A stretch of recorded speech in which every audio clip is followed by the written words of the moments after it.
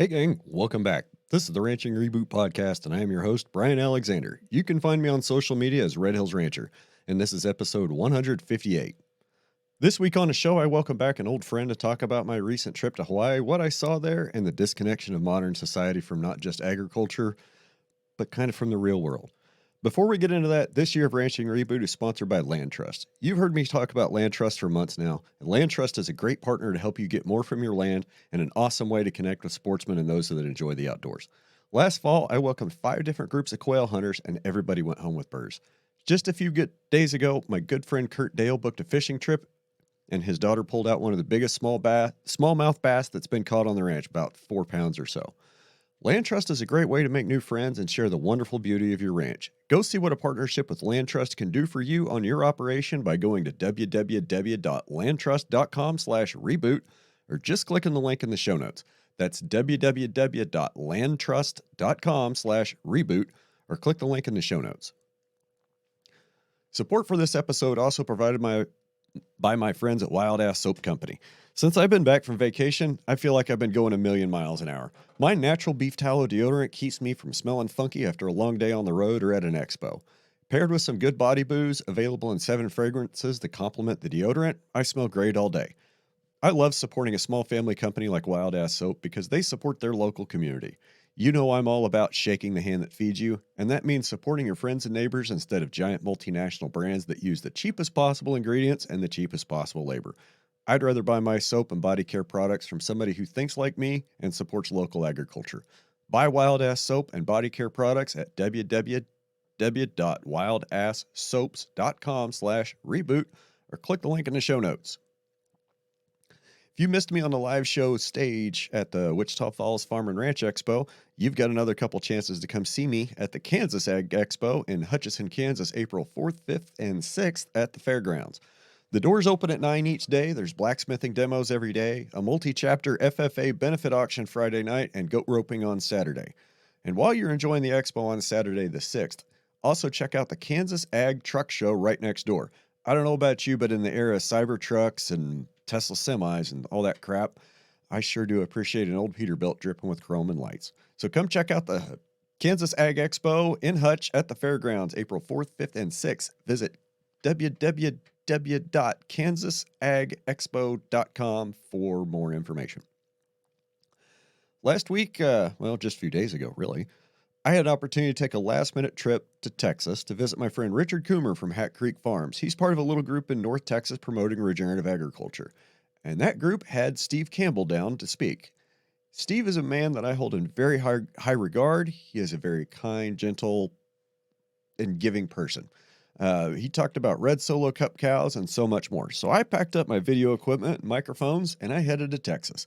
Spent the day Saturday listening to Steve's full-day presentation, which I've never seen, and now, thanks to the magic of the internet, you all will get to experience it as well on my YouTube channel. That's right.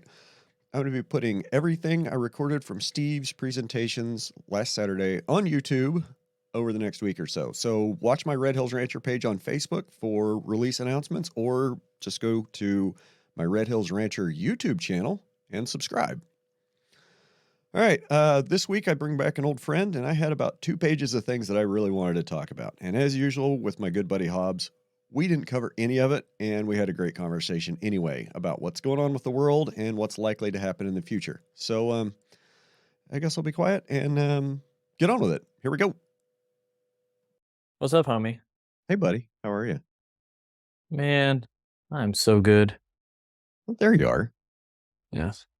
I know better than to start one of these with you without the recording going. Yes, excellent. How are you? I am good. Man, the last month, it seems like has just been a whirlwind. I'm just now starting to figure out what time zone I'm in and where I'm at after You the trip. look younger. It must be the light, must be the crappy light in here. Maybe it's the light or Hawaii. Maybe it's a filter that Zoom's putting on here. Yeah, Hawaii. Wow. What an interesting place. What if we could come back to that later. So what's new with you? Well, I did the math this morning on how much I've walked in the last 5 years since I've done been doing ultra high density grazing, the Zeetzman Elizondo style. You know, a lot of people use a side by side to run fence. Like I don't, I walk. Um, Although I do use a side by side to zip around and drop reels and stuff. But so with if an average stride length is 0.95 meters, and I've been averaging about 10,000 steps a day, plus or minus, that's about 10,800 miles in the last 5 years. So I've walked basically London to Los Angeles and back in the last 5 years. How So it's like crazy is that? th- it's interesting. So what kind of life are you getting out of your shoes? Yeah, not bad. I actually have discovered that the best shoes for me are like trail running shoes. Yes. For a while, I used these big bulky Red Wing boots, but I've since discovered that it messes up my back when I start using those heavy ass boots. So I'll be good until I get bit by snakes. So knock on wood. I like to think that I have that the snakes and I, like, we leave each other alone out of professional courtesy. Oh yeah, I think that's a fair assessment. I mean, I say that and I have no idea what it really means, and I just don't see very many snakes. So hopefully they leave me alone because I go out of my way to leave them alone. Yeah, I think that's great. You know, all the things that slither and crawl. I will make a wide berth, and hopefully they will do the same. Yeah. But yeah, I mean, other than that, dude, it's been pretty uneventful. Did some fertility testing yesterday. Took a couple of bulls to get fertility tested. First one was interesting. Had a 100% dead sample right off the bat, but the second one, so he retested it. It was perfect. So I guess that particular bull has grown out of self pleasure. Accidentally left some blanks laying around. Yeah, exactly. So anyway, that was interesting. Learning a lot. The when these African Sangha bulls go into the vet, they're always super perplexed. They're like, "Wow, that's a strange color in the semen," and "Oh, wow, that's a lot of semen for a 9-year-old bull." You know, it's like, "Oh, yeah, well, Mother Nature does well when we don't mess with them too much." Yes. Yes, they Yeah, do. yeah, absolutely. So your comment made me think of that comment. I don't know why it made me think of the feral chickens in Hawaii. Oh, cool. I can't wait to hear about your thoughts about the feral chickens in Hawaii. They're small. They're real small, like 2 pounds, maybe 2.5 pounds. And okay, so chickens originally come from the tropics, so they're kind of a tropical animal. They like it Yeah. warm, and we've had chickens for years. Get the eggs, raise or buy chicks, and raise them in the brooder, and then they're big enough they turn them out. And you know, we've all seen birds with their young running around. I mean, whether it's ducks or geese or whatever, but you never see chickens with a little pack of chicks following them around because we've taken them completely out of their natural environment, right? Right. It was like the second or third day there, we stopped at this coffee farm that like had their own coffee plantation and their coffee roaster and coffee grinder, and you could even buy ready to drink coffee there. Which island were you on? We were on Oahu, Okay. the incredibly over civilized and overpopulated island, apparently. uh, so chickens, yeah, it was weird to you know, see this little 2-pound bird running around with 9 little chicks running around under it. It was just, and we saw that several times. And everywhere we went on the island, I don't think I went more than a couple hours without seeing feral chickens somewhere. There's just, there are no predators. I mean, there's some feral cats we saw running around, but they don't have a feral cat problem like a lot of places in the mainland do. Right. Um, but so the other thing about the chickens is, yeah, they were all small, uh, but they're all kind of, they're really, really all mixed up genetically. And there was,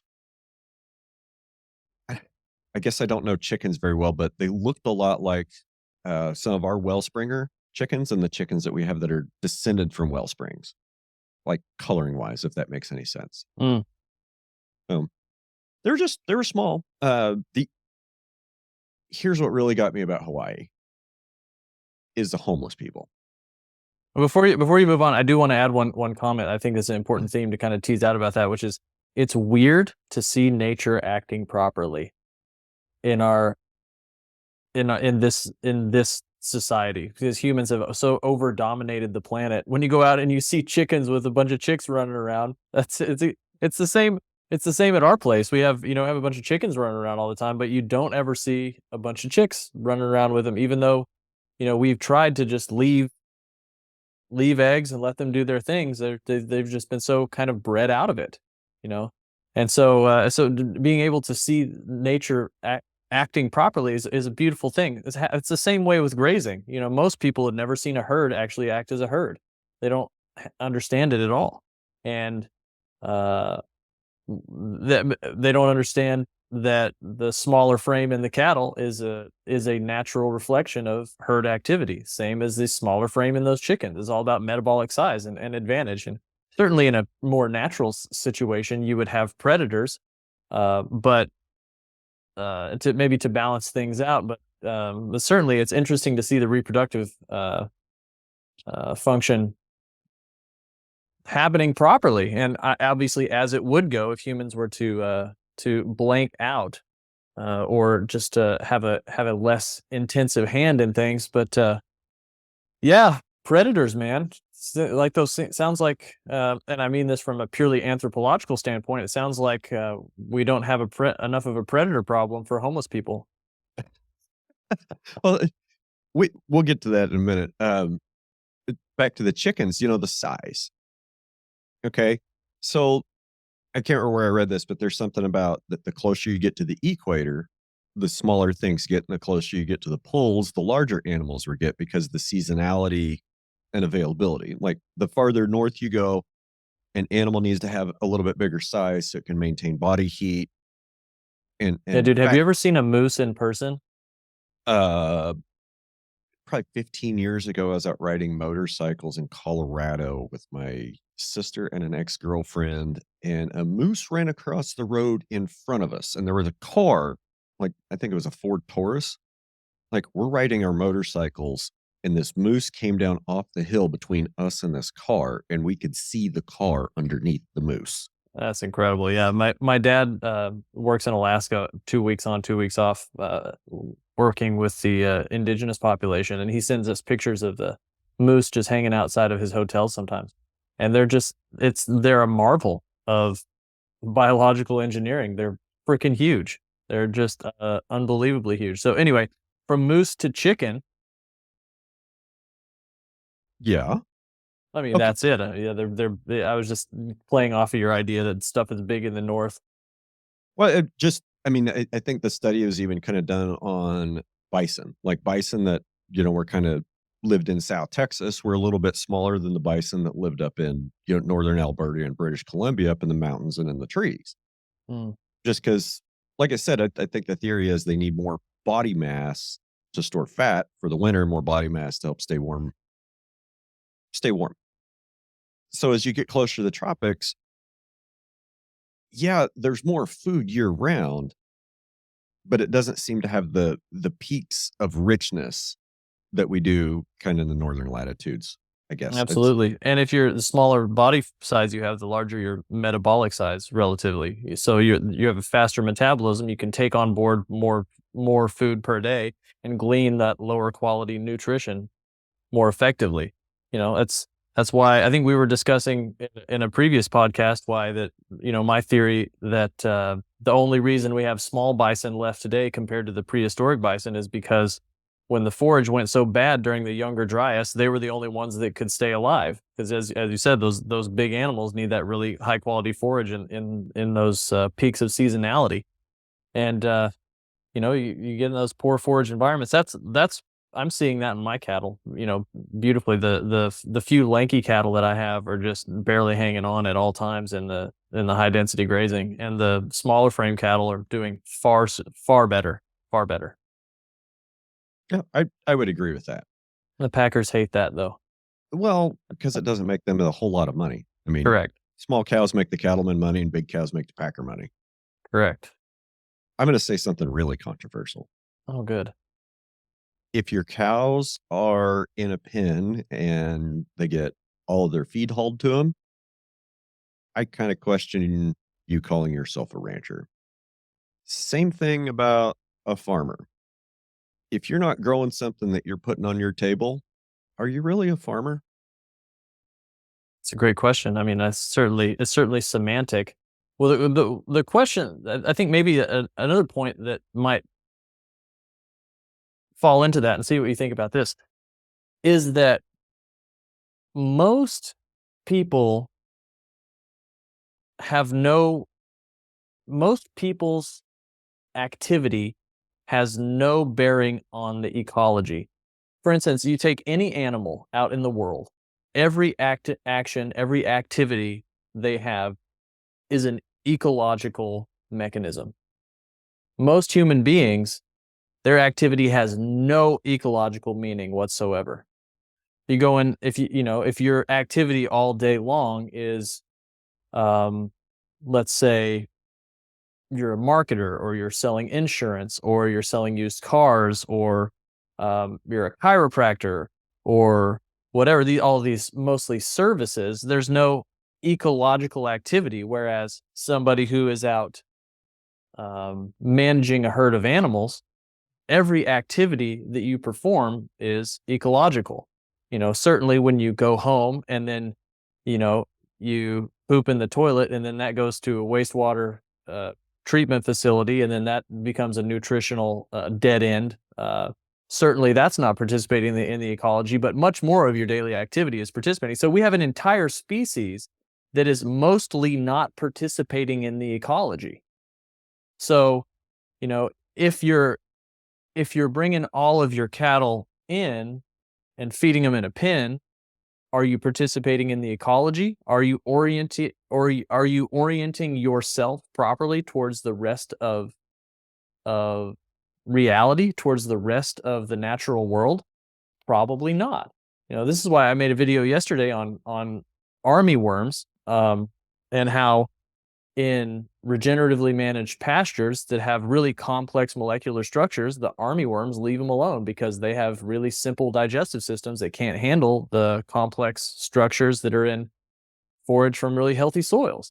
And so when you have this hyper fertilized environment, that, my line was that regenerative grass coming from regeneratively managed soils are like cathedrals. They're intricate, Okay. they're complex.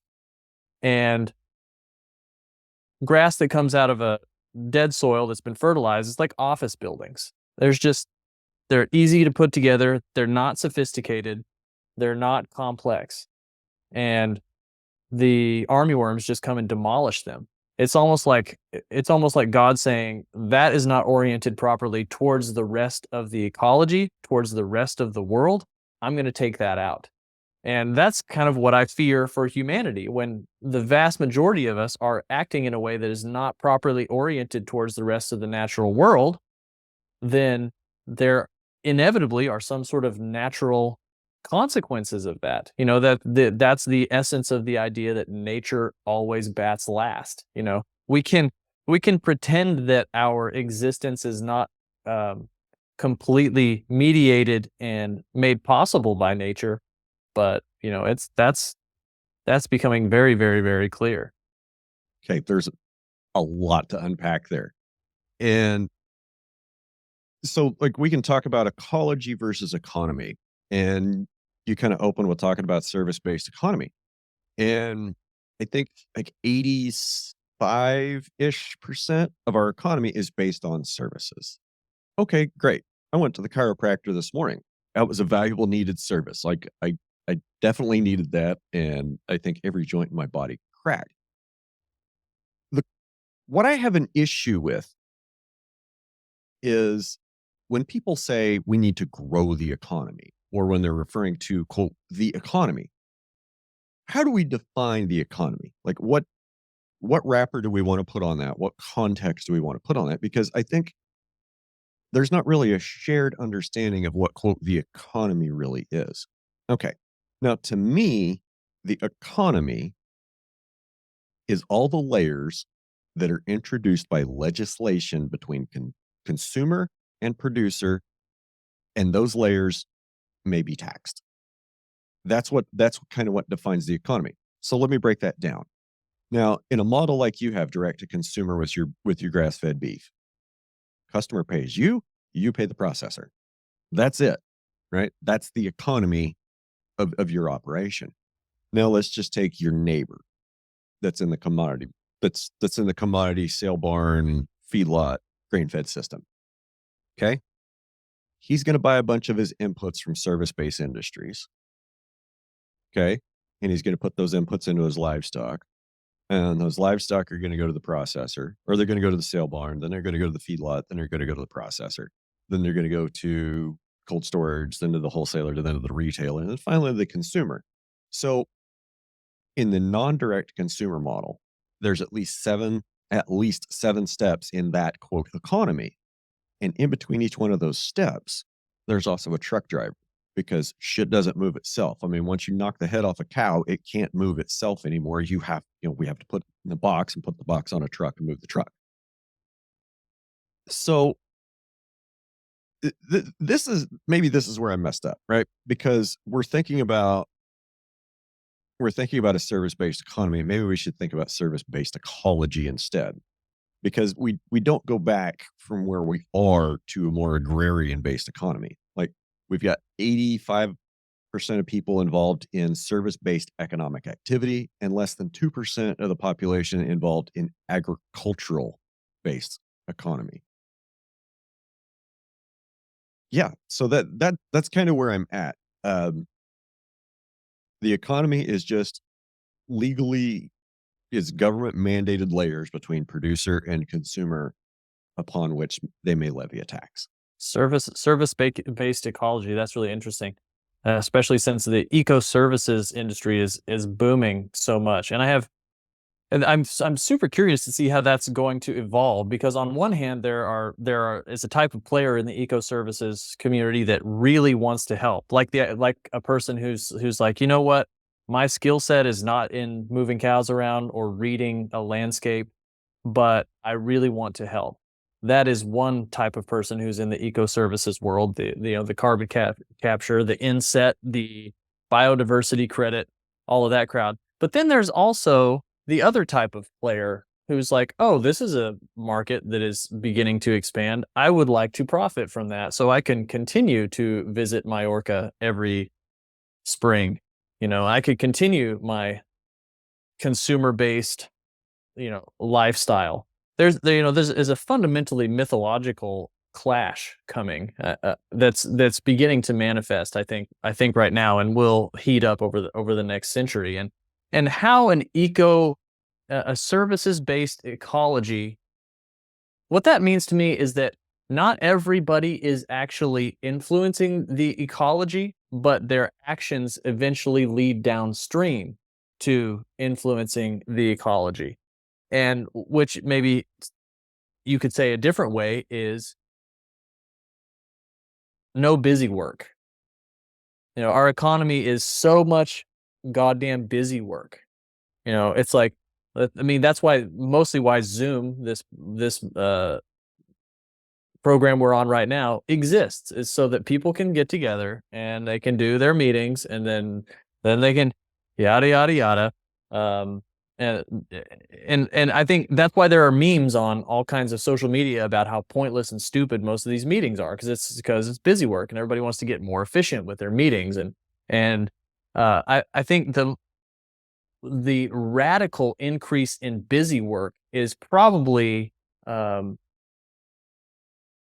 correlated strongly with the number of dollars that are printed out of thin air and inserted into the economy. I think something like half of the dollars in the economy right now are directly coming from the government. I can't remember where I read that, but I believe that's something correct. So it's like, just here. Well, Here's this monopoly money we made up. Like, spend it. Find a way to spend this. I think it was last night. I heard on one of the news programs my wife had turned on that President Biden is asking for a spending bill of like $7.4 trillion.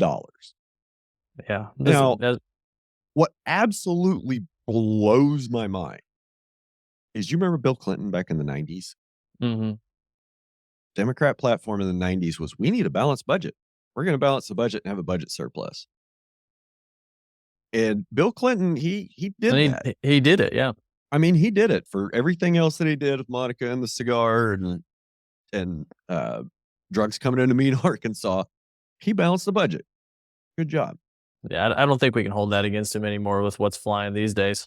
Well, and then I was just thinking of like, okay, where was our first $1 trillion budget? Where did we cross that line? And it was like 2009, 2010 when Obamacare was passed. That was I believe 15 years ago. We crossed the $1 trillion federal budget threshold, and now we're almost 7.5. I guarantee you by 2030, it'll be $20 trillion. Oh yeah, and that won't mean anything. And that's, I mean, and you look at the price of a house right now compared to wages. I mean, if like, I think probably the 3% interest that we were able to get during COVID was the last gasp of a cheap interest rate for a long time. Like this is an entire generation of people who are locked out of the housing market, who are going to be angry. They're like, we have the United States has, and I haven't heard anybody talk about this, but this thought just entered my mind. The United States has a real problem with angry young men coming up on its in its future. Half of women 30 and above do not have kids. Like 70% of those will never have kids, and 90% of them will regret it. I may have gotten those a little bit wrong, but it's mostly right. And what that means to me, that's not a judgment on anybody. What that means to me is there are a lot of men out there who don't have any purpose, who don't have any reason to live and to forego their sort of Peter Pan-esque existence. And that always manifests in violent ways historically. It's because they've been sold lies. Like, need to get a good job, make a lot of money so you can, whatever. There's no like end goal. Okay. So I hope I don't upset him by kind of talking about this, but my friend that moved out to Hawaii, like our fathers were friends in college. So we've met. Like we kind of grew up together. He's almost like my brother. And normally he just comes here. He comes to the ranch to hunt, fish, to hang out. His dad's ashes are here, so it's been important to him to my friend for a long time. And he's taught for years. He's talked about grass-fed beef and healthy for the land, this, that, and the other. I didn't realize how much of a bubble that wealthy coastal people live in. Mm. And when Yeah. you go to a place like Hawaii, it puts things in stark contrast. Now, I mentioned homeless people earlier. So and this ties in, and it's really gotten a lot worse the last 4 years. With COVID disrupting everything, people getting a minute. I think the biggest part about COVID is when the world shut down for 2 weeks, people got a chance to catch their breath and look around at the world and see what was going on and say, I don't like this part of my rat race. I'm going to go do it somewhere else. And a lot of people did. A lot of work from home people had the opportunity to go somewhere else and they had a lot of wealth. And this ties in, back to the 80+% of people that have service jobs. So my buddy, he had to work while we were there, and we weren't there we were there to hang out with him, hang out with his daughter, but mostly to see the island. And he was very kind to let us stay at his house. He would get up and his meetings would start at 5 a.m. because he was still trying to do a Pacific Coast time schedule. And, we're down getting our coffee and trying to get out of the house and be quiet and not interrupt his meeting. And it's just like listening to them talk. It just, yeah, that budget line item, if you have any surplus, we need to down check that. So next budget cycle, we can reallocate those funds to where they might do something good. And if you're not using all your budget item on your promos for these potential clients, you need to up your game and get that dialed in. It's like just hours and hours and hours of jargon. And I'm like, it didn't seem, I listened for not hours, but it seemed like the whole time I was listening, it's just There's one type of meeting where he's getting yelled at for not meeting targets and he's trying to make excuses. And then he goes to yells at his team and they make excuses why they're not reaching their targets. And it's just corporate jargon. And okay, it's necessary to connect the world with networking hardware. I get that. But it just seems like there's an awful lot of people that don't really have a job. It seems like pretend. Yeah. It seems like pretend. It seems like busy work that is pretend. At least when children start to play, I saw this yesterday. My 2-year-old son, he's every night we get dinner ready, and so he started this thing where he grabs his little plastic skillet and he'll put something in it, and he's like, dinner's ready. He is acting out the spirit of what we are doing. He's not just straight copying, he's acting out the spirit of what we're trying to do. When my daughter plays with her dolls, she's acting out the spirit of motherhood.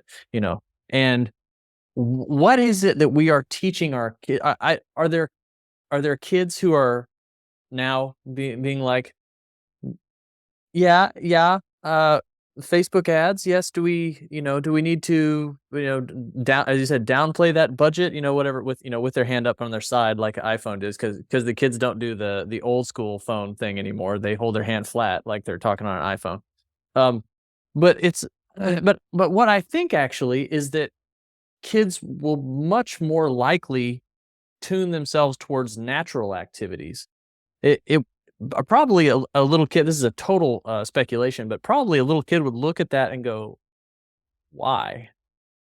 What is the point of that? And I recognize that we have a very complex world that we live in that is characterized by a lot of people who are alive and healthy and living longer than ever. And there are many, many, many positive things. But I think that the fact that everybody is depressed and everybody is bored and everybody's addicted to social media indicates that there's something deeply, deeply missing from the spirit of our civilization. And I think that deep thing that's missing from civilization is agriculture, and a connectedness with the ecology. And people have been saying this for a long time, and it's nothing new. It's no new story. It just continues to get worse with urbanization as urbanization progresses and people are moved off the land. And as the farms get big, you have to either get big or get out, and as the ranches either get big or get out. It's remarkable. And there's just so much happening, with the the RFID rule making coming on, and the made in the US labeling coming on, and all on the background of a animal numbers trend in terminal decline since 1990. This is all to say that there are forces out there that appear to be pushing us away from a connection with ecology faster and faster and faster and faster. And the backlash of this has actually been interesting. One of the backlashes, it occurred to me, when we first got started on TikTok and Instagram, all that, 2020 was TikTok, right? We got started Right. on TikTok. The whole thing was homestead and get to a farm and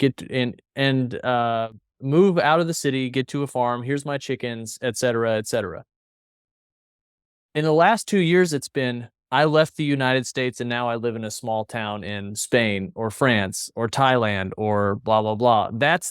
That is the new American dream, is to go live like a peasant, a well-fed, happy, connected peasant, absolutely, but um, all with the subtext that you have this remote job that's probably a pretend work remote job.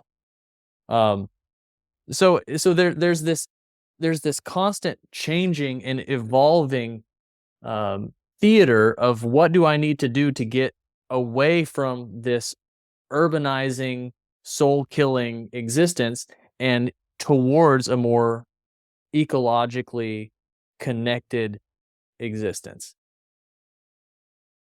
Yeah, and okay, I agree with you, and I've seen that trend. And just kind of like we were discussing earlier about the economy, I think a lot of the reason why you don't see a lot of noise and buzz about things like soil health, regenerative agriculture, homesteading. Walmart doesn't make money on that. Amazon doesn't make money on that. Like, the more you want to move into being self-sufficient, the more you move to a direct consumer model, the more you move to a homesteading model, the less you're going to participate in, quote, the economy. And you're not going to generate tax revenue. You're not going to generate shareholder dividends for those large corporations. So the only people that it's, how do I want to say it? Like, it's in everybody else's best interest for you to not homestead and for you to not sell direct to consumer. It's in everybody's best interest for you to not worry about your soil health. And when I say everybody, I mean big business, reductive environment, externalizing cost, big business. Yeah, absolutely. Uh, I agree totally. Dude, I got to take a quick break. I drank way too much coffee this morning, so I'll be right back. All good. Sounds good. We'll just Yeah, too much coffee. So we were talking about, you said something about angry young men in the US, and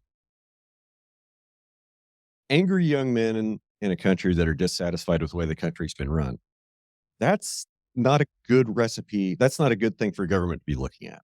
I think they're more specifically, they're discontent with the way their lives are playing out.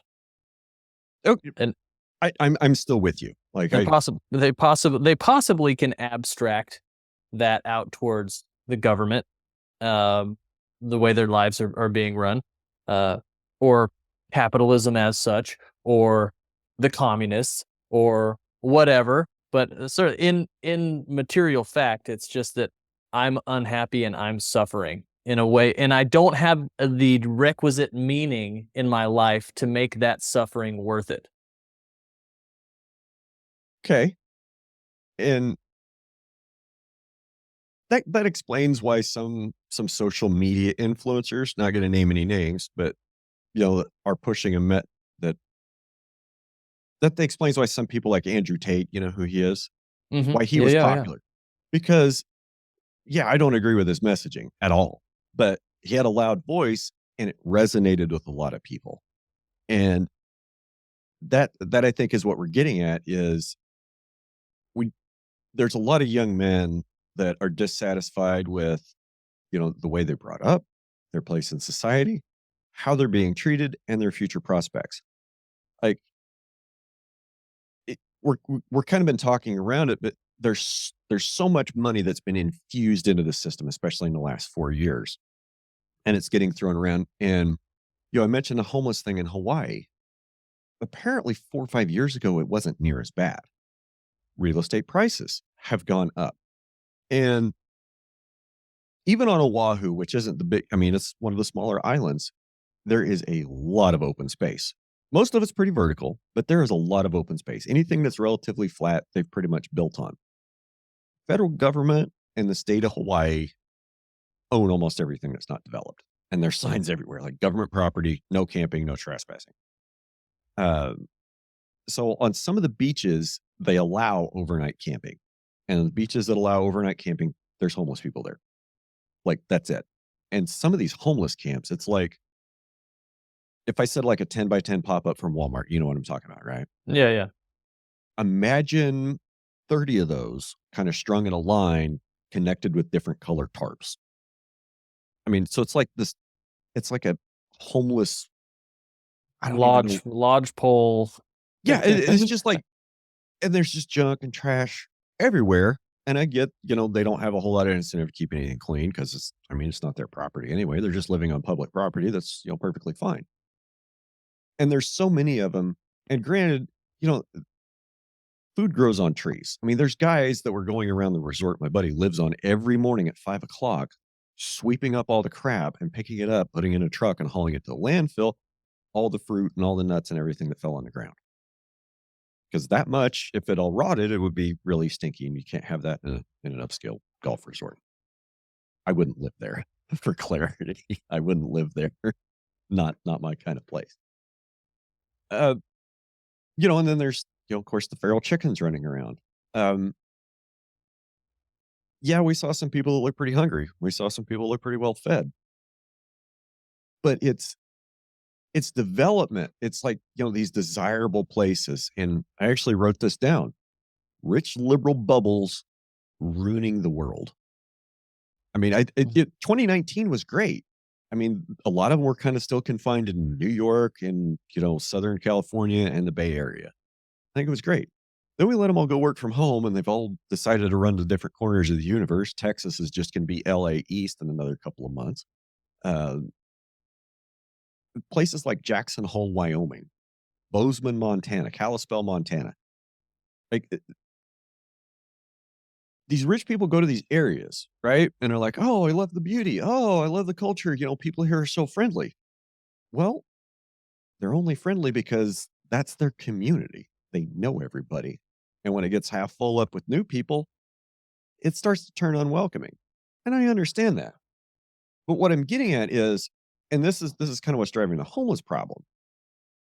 Hawaii has always been expensive.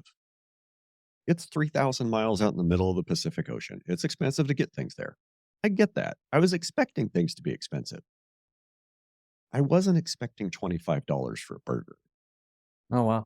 Like any entree, like for an adult to eat a meal, you're going to spend 25 bucks. Right. Like, and that's if you drink water. I mean, things are expensive there. So, and they've gotten even more so in the last 4 years because of COVID. Well, like you, uh, Have you ever rural, heard of a Have you ever heard of a guy called Rob Henderson?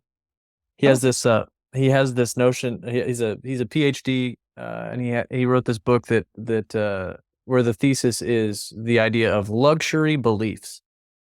And a luxury belief is a belief that you have because you will not be affected by it one iota.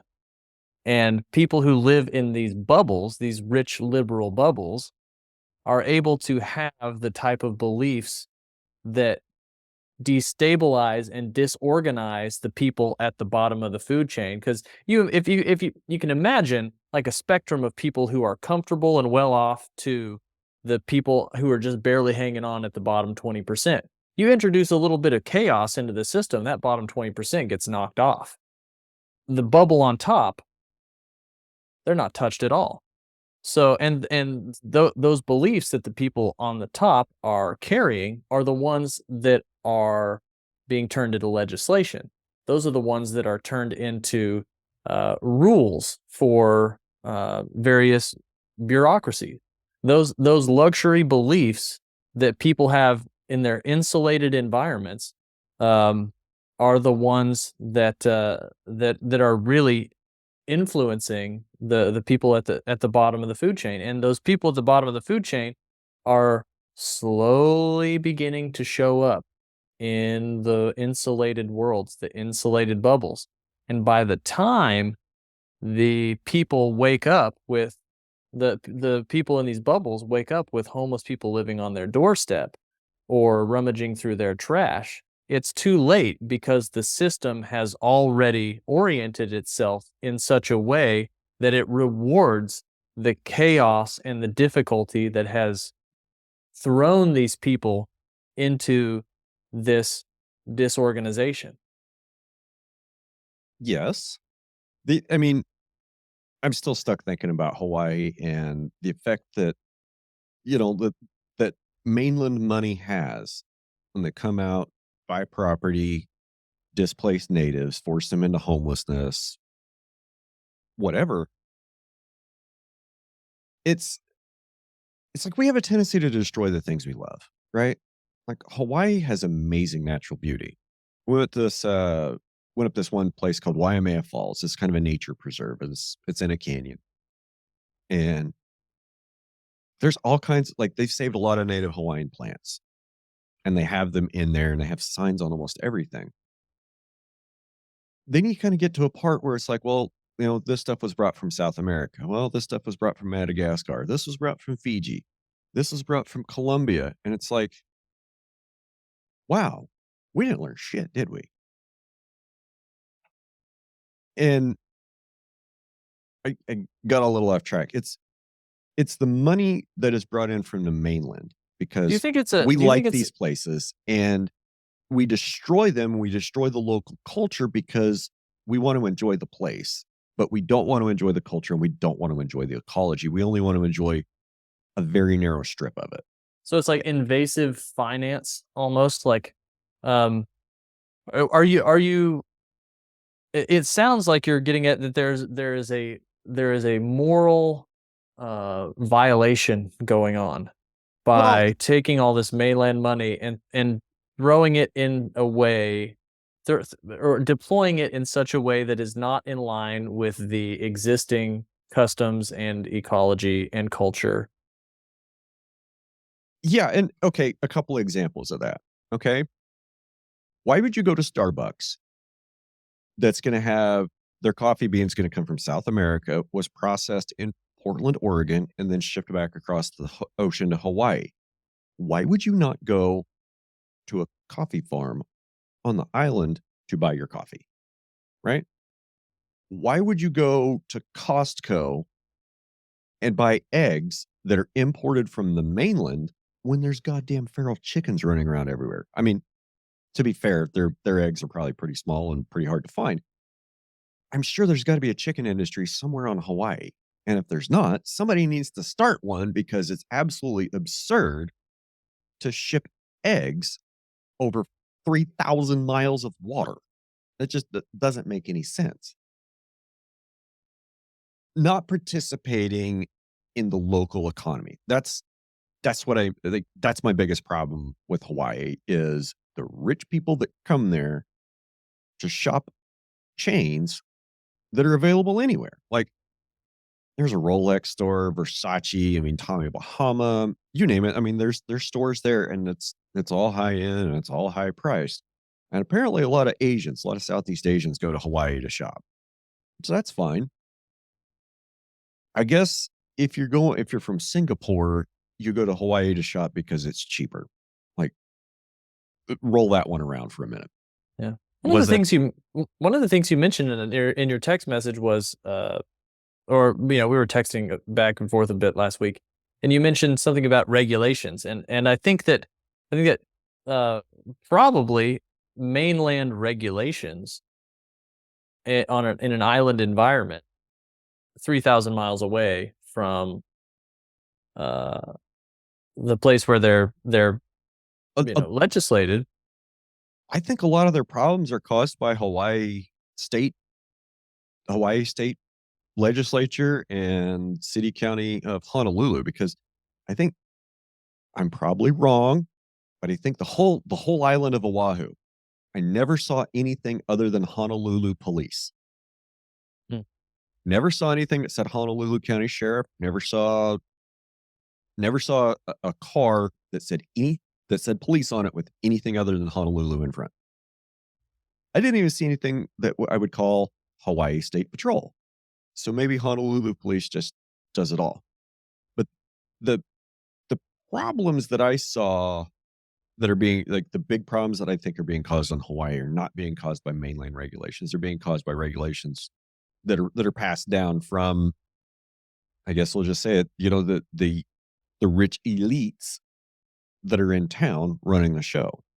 So the native folks that we talked to that lived Makaha up around Makaha Valley, Makaha Towers, which is kind of on the leeward side up north.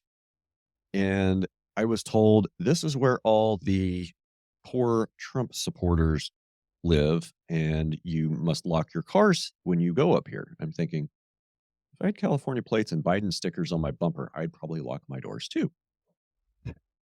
Huh. We talked to some gentlemen that lived up close to the North Shore, and they all say the same thing. It's the government, it's the government, it's the government. Well, what is it? Okay, so ag land is really cheap comparatively per acre, but you can't build on it. You can't build permanent structure. If you do build a permanent structure, you got to go through really lengthy permitting cost. Um, like that, if you want to hook up to power, you have to hook up to city power, and you have to have solar panels in order to get hooked up to city power. But you have to have like there's a window. Like you have to have a certain percentage of capacity of what you're going to use installed solar. If you don't, you got to pay big penalties. Another good one, and this was a separate article that I read. So for single family housing, if you want to build a single family house in Hawaii, that's kind of a relatively straightforward process, similar to where it is in a lot of other places. The problem is not that they don't have enough single family housing. The problem in every major urban center is not that we don't have enough single family housing. It's that we have too much and we don't have enough multifamily housing to concentrate people in the areas that are buildable and the places where people want to live, right? This article I was reading said that if you wanted to build a new multifamily home in Hawaii, that government permitting and regulatory costs would be almost 50% of the total budget. Wow. Wow. So, okay, what developer is going to do that? Like, if you put on a bunch of government hurdles towards building something that people need, I mean, okay, I get it. They're on an island, space is restricted. You can't just have somebody go build a 20-unit apartment condo without worrying about where everybody's going to park, without worrying about what the impact on traffic is going to have. I mean, let's face it, traffic in Hawaii it's not great. There's not many roads, okay? There's just not very many roads on those islands. And like when the Maui fires happened, we're like, well, why is everybody on this one road? Go another way. Look, there aren't any other roads. Like, seriously, there's just not very many roads that go anywhere. There's a lot of roads that go in, they're like an out and back that go in to serve a neighborhood. So there's not a lot of spaces to build. And if you can build there, they've already built there, or it's government property and they won't let you. And if you want to tear down a single family home, build a new multifamily home to house more people, that effect must be studied. Like, we got to figure out, if we can handle another 20 cars here. Because, like I said, traffic is bad. And it was funny, while we were there, and I read an article that said Hawaii is the worst place to drive in the country. Okay. Roads aren't great. Fuel's expensive. There's speed bumps everywhere. But it was some of the most polite traffic I've ever been in. Hmm. Like 45 miles an hour with 20 to 40 feet in between cars. People let each other in. Like, it was amazing. Everybody would merge a half a mile before the exit. Because, here, a half a mile before, the road splits, some people will get over. But what's everybody else do? Wait till the last minute, fly all the way down to the merge, and then stop in the middle of the road and put their turn signal on and expect somebody to let them in, right? Right. What happened there? Everybody gets Interesting. in, everybody merges, and everybody moves on. And I have a theory. So, you saw Lilo and Stitch, right? I did, yeah. Ohana means family, and family means nobody gets left behind. So their concept of Ohana, it's more than just family, it's community, right? Like, you have, and I could even almost say that, I can understand that concept in the context of where I live. Like, we have our own little culture here. We all look out for each other. I see somebody over driving around my buddy Nate's place, I'm probably going to call him and be like, hey, why is that? There's a white Dodge out driving around that's not you. Who is that? Do you know? So we look out for each other. One of the Uber drivers that we had, because we had to take several Uber rides around, we were talking to him about the traffic, her actually. And she said, it's because we all know each other. Okay. So if you cut somebody off in traffic, that might be, your auntie or your uncle's friend. And they'll call your auntie and be like, hey, so-and-so cut me off. And then you get to hear about that from your family about your shitty driving. So a lot of them out there know each other. And, some of these family groups are pretty big. It seemed like everywhere we went, we were being introduced like, oh, this is, auntie so-and-so, this is uncle so-and-so related to blah, blah, blah. And I'm like, okay, I get it. I get it. There's, Interesting. So it's like on a scale that's small enough to still be a properly functioning community. But at the same time, there are these locusts coming from elsewhere that have a lot of money. It's like a Bug's Life, right?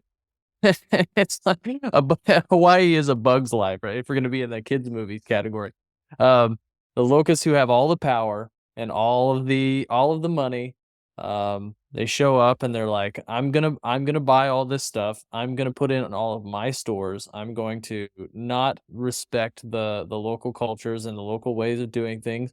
Um, I would have been interested to ask that person if they notice if there's any bad driving, if it comes from a certain type of vehicle or location, or if there's a way to characterize that, if there's a way to uh, almost identify that it's not of the island when it happens. Out of state plates. So that's like people who just moved there. People that just moved there and haven't changed their plates yet. Okay. We drove quite a bit around Oahu. Like every day we were in the car going somewhere. And I'm an observant guy. I think I saw 2 sets of Virginia plates, 1 set of California plates, and a set of Texas plates. Everything else had Hawaii plates on it. So if you don't have Hawaii plates, you kind of stand out. And so obviously that would be one marker. And sitting here thinking about it, let's just say roughly the people on the roads, a third of them grew up there, from there, live there, have family there. The other third are pretty new, like they've moved there, but they haven't quite gone native yet and embraced the island life and fully integrated. And then the other third are tourists. I think one of the things that keeps traffic civilized on Oahu is you can't drive there. That's also why there's not a mammoth homeless problem, is you can't drive there. Like it takes some resources to at least get there. Like Mm, mhm. let's just say it takes at least $500 to get on an airplane to go to Hawaii. So it's not like a homeless person in Denver or Austin is just like, maybe I'll try that Hawaii thing out a little bit. Can't get there.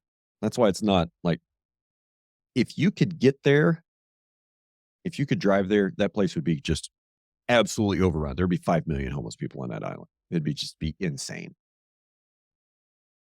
So, Interesting. Yeah, I mean, if and then it wouldn't obviously have the same amount of wealth and benefit because, it has maybe similar weather to some degree to, like, I don't know, Guatemala, which, homeless people are not flocking to get there as far as I can tell. Um, well, they're not tolerated there. yeah, so but they come up here in a lot of cases. Not so much anymore, though. I don't think. I think as I understand it, the time of the Mexican and the Central American immigrants is over, and it is now the mishmash of people from many many other places, which is an entirely different conversation altogether, which is being had by many smarter people than I am. But in listening to this conversation, I can't help but think that I am kind of like those locusts. We left Oregon during COVID, and even though I grew up in Texas, I didn't grow up in this part of Texas. I grew up in the Panhandle, which is might as well be a different state. So down here in deep East Texas, and to be perfectly frank, I've had a little bit of trouble integrating, which you would expect. And you when you move to a place, you don't really know all the ins and outs that are happening. You get kind of a snapshot of it, but you don't really know. You don't see the highly pixelated environment. Like I would have never known that the entire social structure of this area basically springs emerges outward from the church, you know. And if you get it seems to happen like this. People will get to know you a little bit. Once you're a little bit comfortable, then they'll ask you what church you go to, and then in my case, they'll say, I don't go to church, or I'm a Buddhist, or whatever thing you want to say. Which leading with I'm a Buddhist is never a really good idea in Deep East Texas, I've found.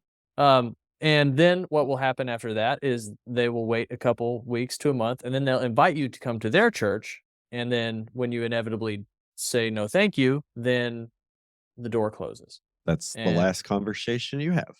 yeah, and then so after that, so here I am. Um, we've made some good friends and we've made some nice acquaintances and such, but to some degree, I am that person who is failing to integrate into the existing system.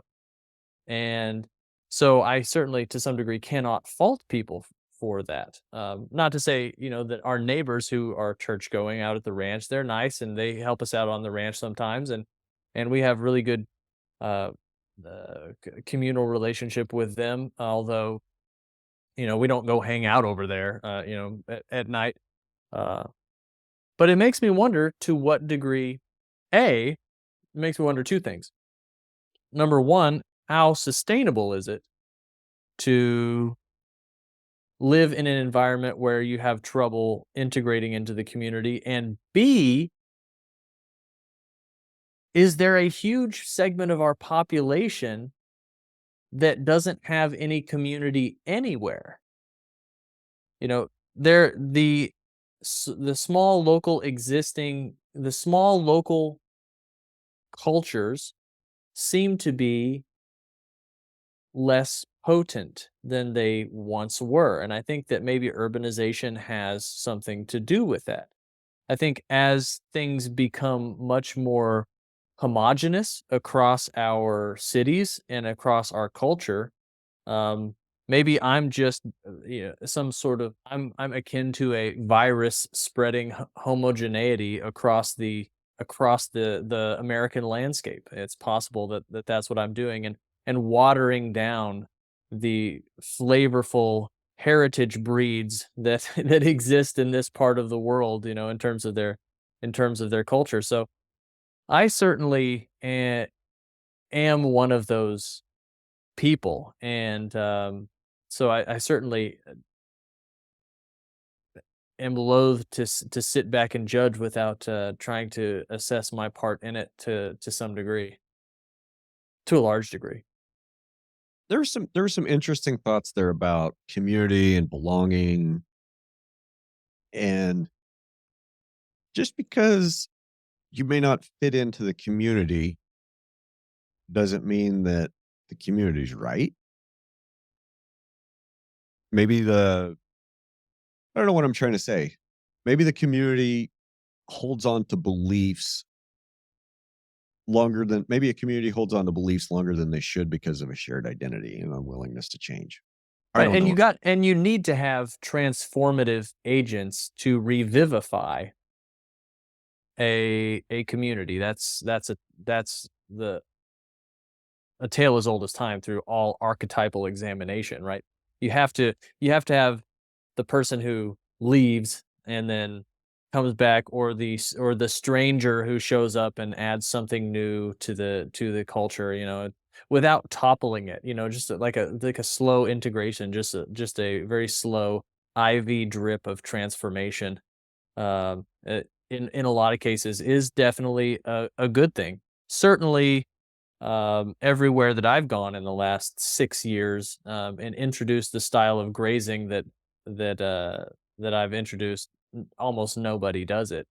And even the people who have transitioned into a regenerative type thing, it's, haven't, gone hardcore punk rock like you and I. So it's, it's definitely a lonely field out there. However, on the personal front, I don't think I'm ever really gonna fit in anywhere. I think that's just gonna be I think that's just my lot in life. I'm always gonna be a weird motherfucker who, uh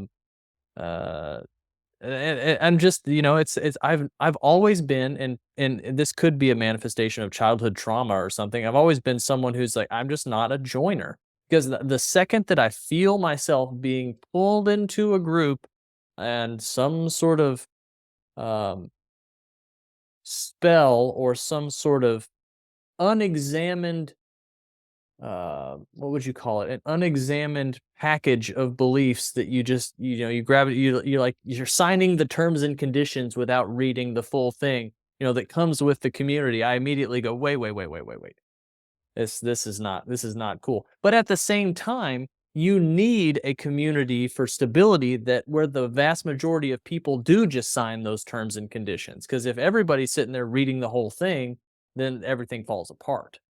So you got to have those people who are just like, this is the way it is, and I'm not going to spend a whole lot of cerebral energy examining it. So I think that's kind of there is a small subset of people, and probably many of the people who are attracted to your podcast are going to be in that subset of people who are just find themselves to be a bit of a loner, and to some degree, and a bit of a maybe not an outcast, but maybe an outcast. And how cool is it now that we have social media to be like, yeah, I'm an outcast, but here's my video, instead of being like, oh, that dude lives in a hut outside town and everybody ignores him. Yeah. Yeah.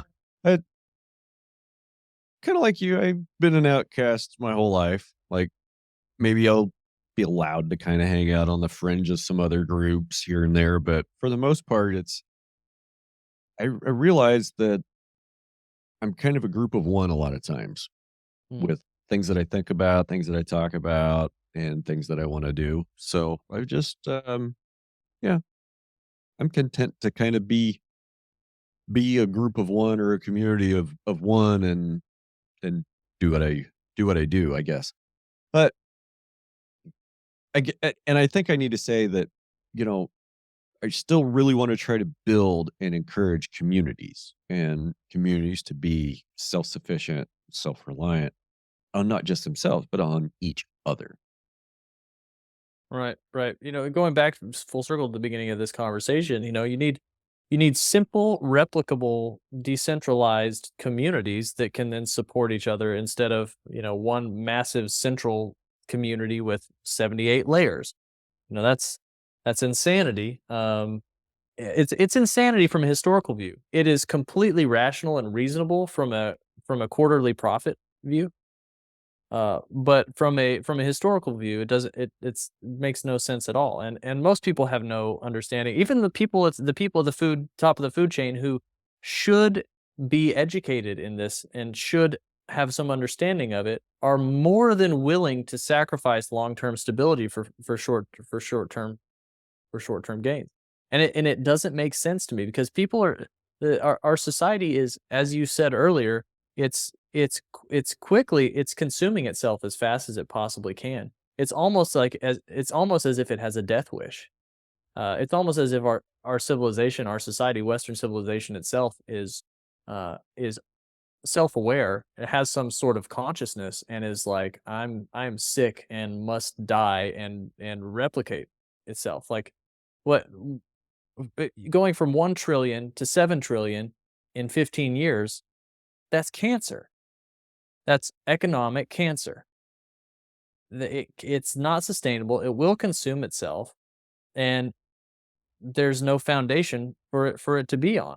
It's fascinating. It's just absolutely fascinating, and it makes me wonder who's doing it right. There's always a next civilization that's going to take over. And it makes me wonder who is the next civilization that's going to take over and is doing it right. I mean, the obvious answer would be China, but I'm not sure that that's the obvious answer, you know. China's an end stage demographic collapse. Like, Right, right. there's almost no mathematical way that China comes back to the power that it had 5 years ago, or even today. Like, once they fall off this demographic cliff, it's just math and numbers. They simply do not have the working age population to continue to support past levels of production, or future needs for for the huge population of retirees and people that are going to be going on social benefits. They don't have it. They Maybe the choice is they're just going to say, "Well, nobody retires. You guys all Who got to so work till who you're who dead." does who does have it? I mean, I think, to some degree, as I understand, I think North America is in a pretty good position, but financially, I don't understand it, unless there's going to have to be some big transformation that happens where everything gets reset and goes back to zero. Like, I don't understand how that works financially, but demographically, North America has it in spades. Africa seems to have it going pretty well. The But reason North America's demographics aren't in end stage collapse, because native birth rate indicates yes, population collapse. The reason we're not in end stage absolutely. demographic collapse is because we've opened our borders, Right, absolutely. which is a double edged sword. I mean, If the borders weren't open and there was a labor shortage and there was more resources for American families, maybe women would have more kids. Maybe if we, I don't know, use the megaphone of government to show the importance of a nuclear family unit and how important that is to childhood development, maybe we'd have more kids. Maybe if we made it, maybe if we made it financially viable to raise 2 kids on one parent's income again, maybe we might raise our birth rates. But when it's so expensive to live, both parents got to work to barely raise enough money to keep the kid in daycare and after school activities. See, where I'm going with this, I guess, rabbit trail to chase. As a parent, it's your responsibility to raise a replacement adult. You get that one handed to you in the delivery room, or I guess you walk back to the moment of conception. That's when that responsibility begins, right? Right.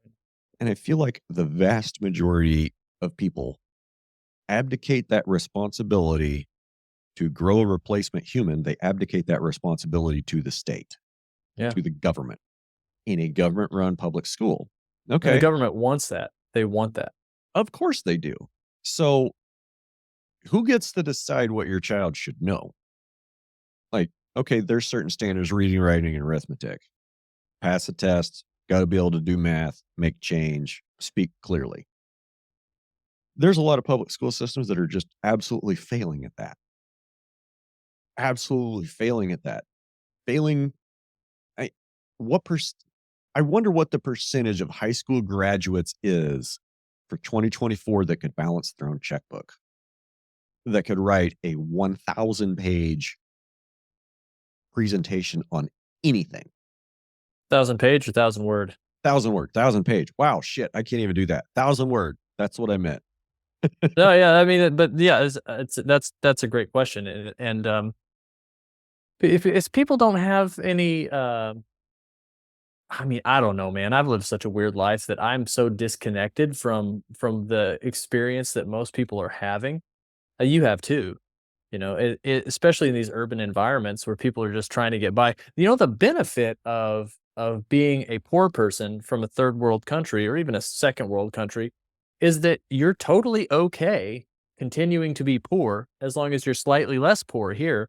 And you're like, wow, I can support like 4 or 5 kids, you know. Whereas, it's everybody's okay going up in living standards. Nobody's okay going down. So we would rather sacrifice our own reproduction than our own personal comfort at this point in American civilization.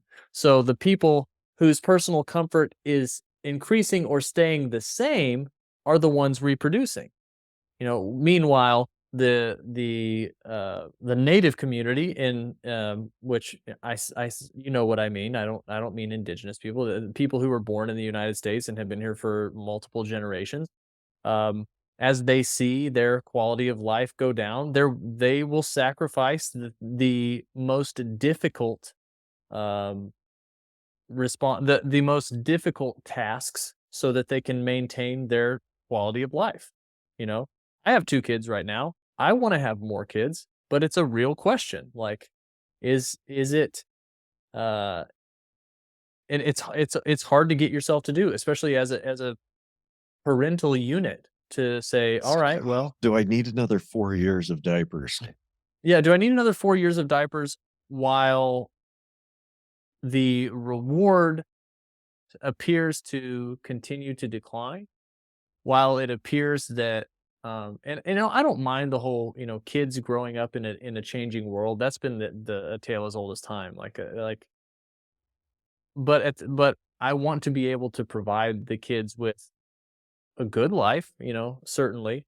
And I've been ruined by the privilege um of of being raised with a good, moderately wealthy life myself, exorbitantly wealthy on a historical or geopolitical scale. The the embarrassing wealth of modern society. Like it's real. I really got to take a pee again.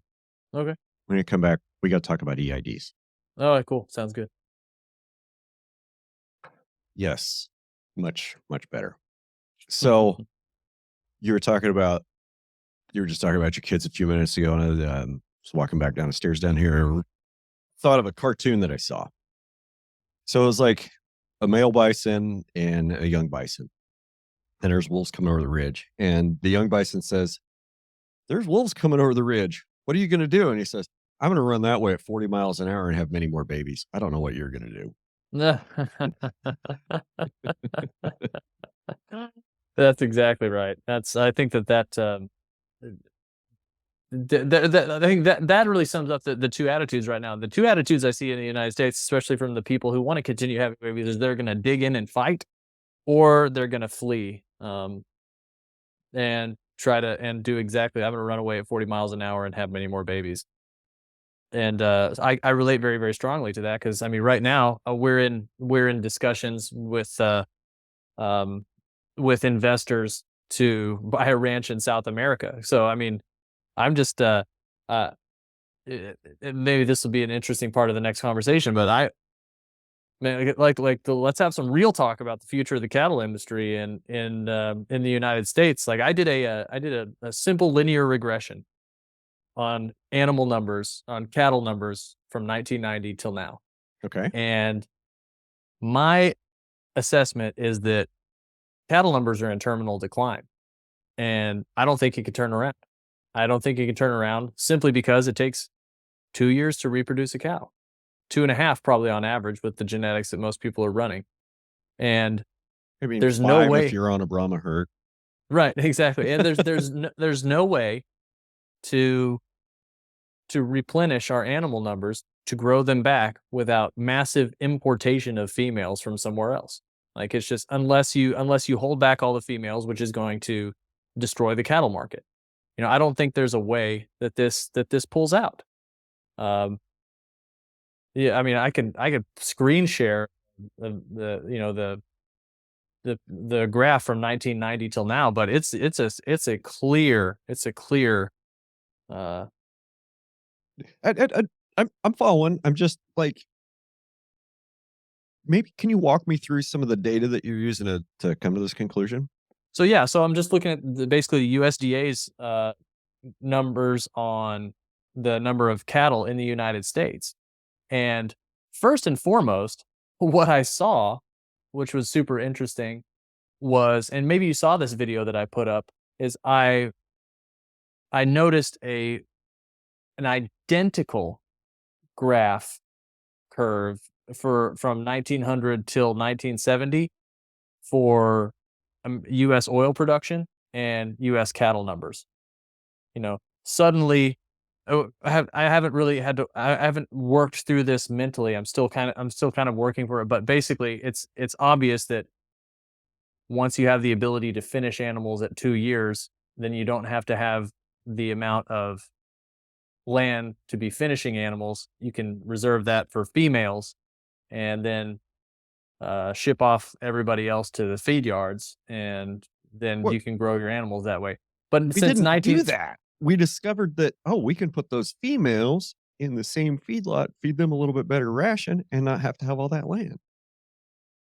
to some degree, whatever mechanism it was, the animal numbers exploded from basically 1900 till about 1970 when they peaked, and then they kind of stabilized from 1970 to 1990, and now they're going back down.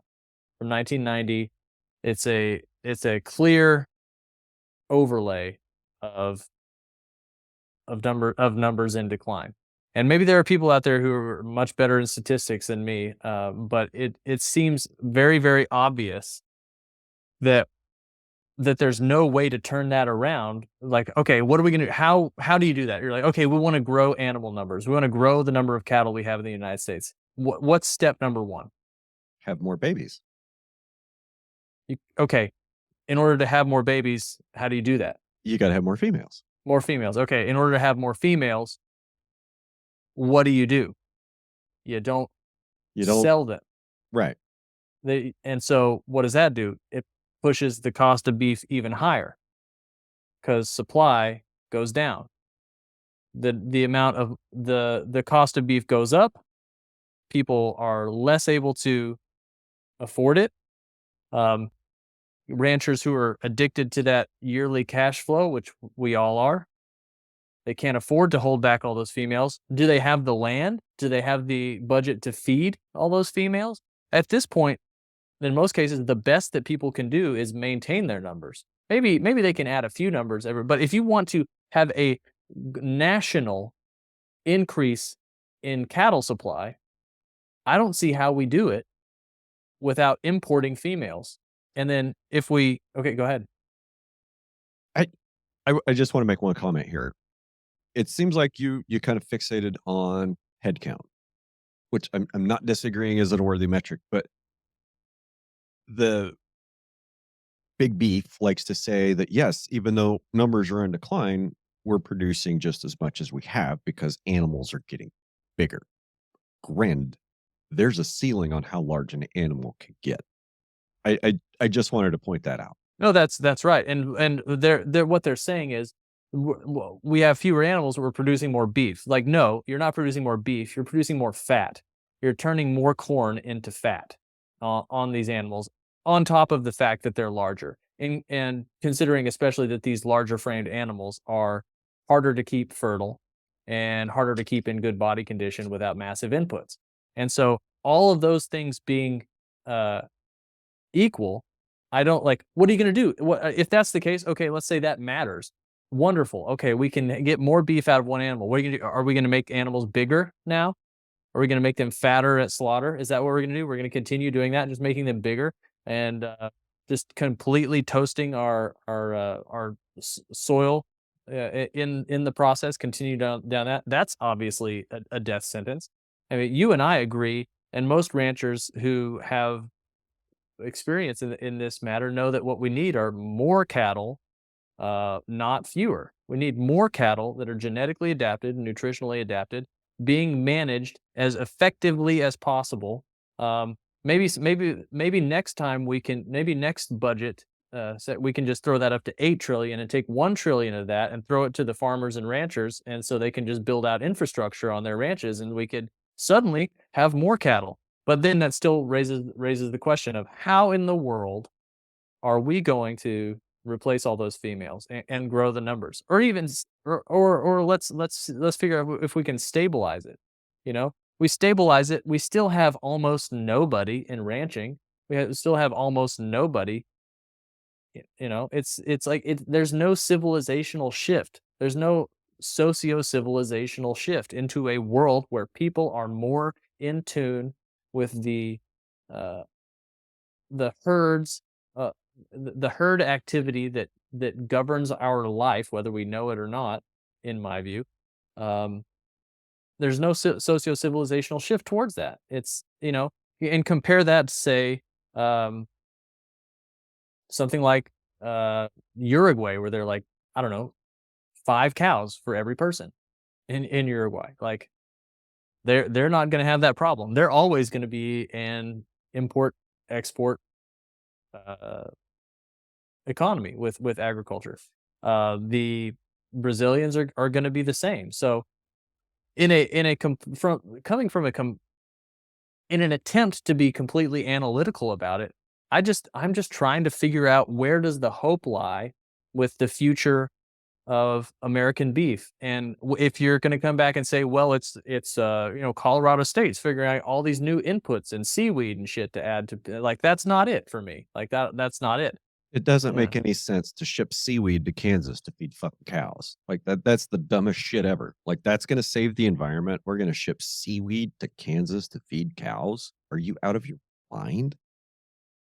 Yeah, it's like we'll figure out some new magical input or some new magical. It's like, no, we need a completely new reorientation towards nature and a new reorientation towards our mythology as a culture. Like, and I don't think that's going to happen in North America. I think we're too spoiled. I think we're too decadent. I think we're too rich, and for far too long that has been the case. And still, I can't figure out how. Maybe somebody who's smarter than me can send me an email and tell me this. How do we get out of this?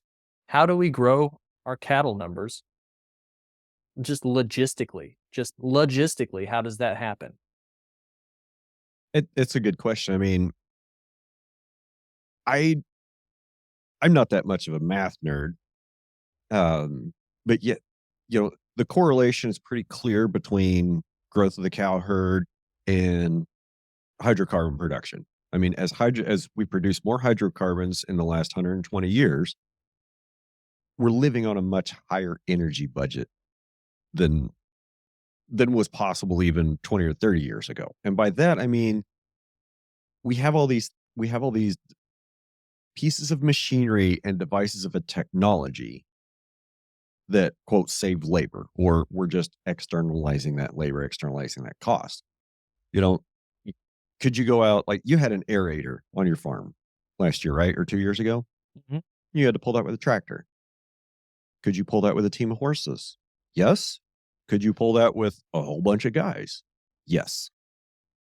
BTU for BTU, you're going to expend a lot of energy, whether you're pulling it with people, pulling it with horses, or pulling it with a tractor.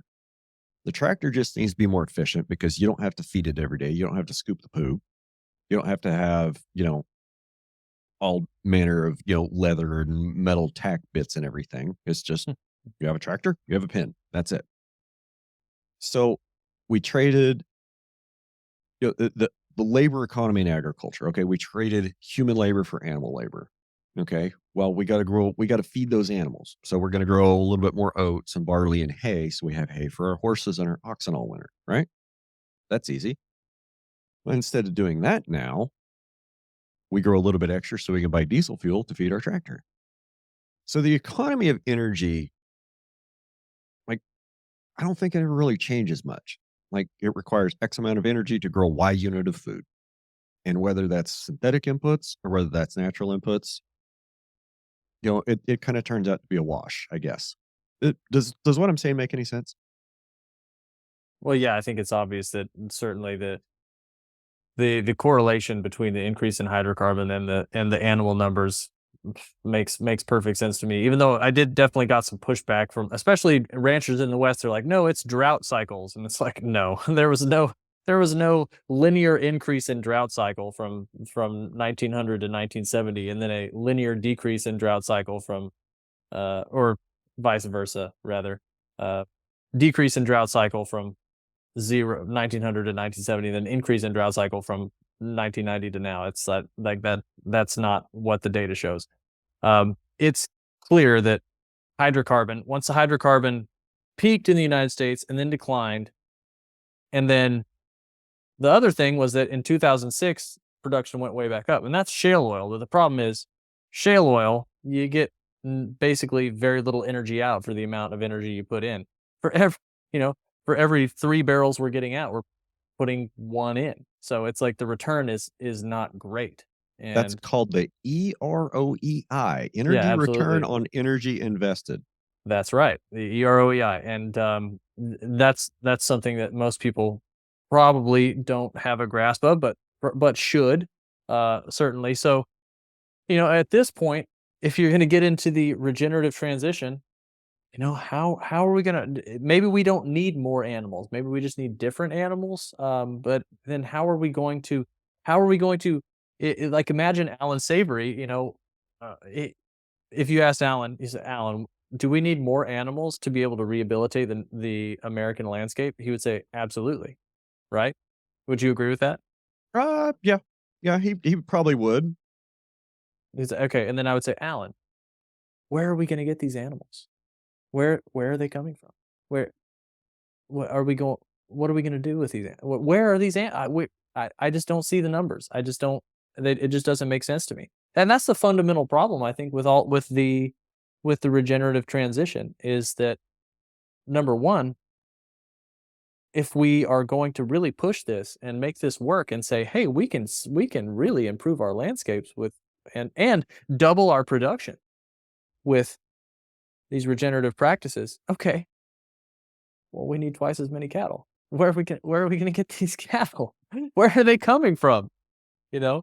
I it just perplexes me. I just to me, it's a question that nobody has really addressed, and I wanna hear people I want an answer to this, because I think it's a blind spot. I think it's a willing blind spot that we have, that people are like, "Oh, it's just gonna get better." And it's like, the math just doesn't seem to work for me. And so, I am so I even though it may seem like, what,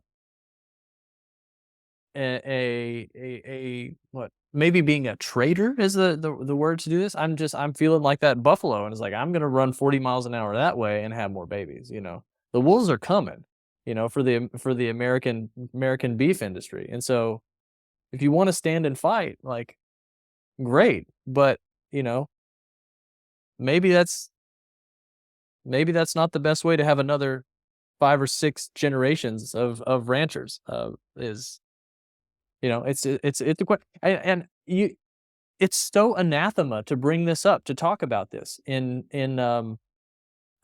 ranching circles. Like, there is unequivocally somebody who's listening to this right now, who's thinking, "That guy's a coward."